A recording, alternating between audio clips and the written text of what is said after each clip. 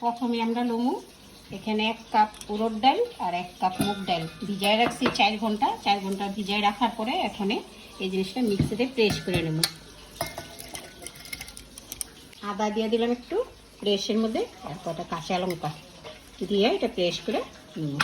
এই যে প্রেস করা হয়ে গেছে, এখন এটার মধ্যে ঢাললে ভালো করে ফেটাই নেব।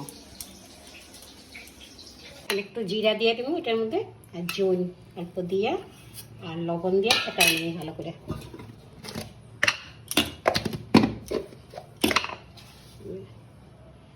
লবণ দিয়ে ভালো করে ফেটাইয়া তারপরে বড়াটা ভাজবো। তেল গরম হয়ে গেছে, এখন বড়াগুলা দিয়ে ভাজিয়ে নেব, বড় বড় করে ভাজবো। এখানে ঠান্ডা জল নিয়ে নিচ্ছি, এখানে কালা লবণ অল্প দিয়ে দিলাম, দিয়ে তারপরে এই যে বড়াগুলা সব একটা করে সব ভিজিয়ে রাখবো, সব ফুল্লা ফুল্লা বড়া হয়ে যাবে। এই যে দই বড়া বানিয়ে এরকম ভিজিয়ে রাখছি, ভিজিয়ে রাখছি এটা এরকম দিয়ে রাখছি দইয়ের মধ্যে।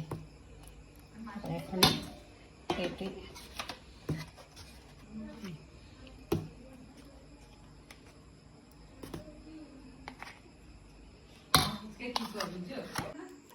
একটু কালো লবণ দিয়ে দিলাম, মশলা চাট মশলা,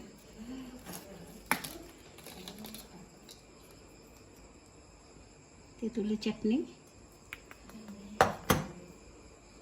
ধনিয়া পাতা,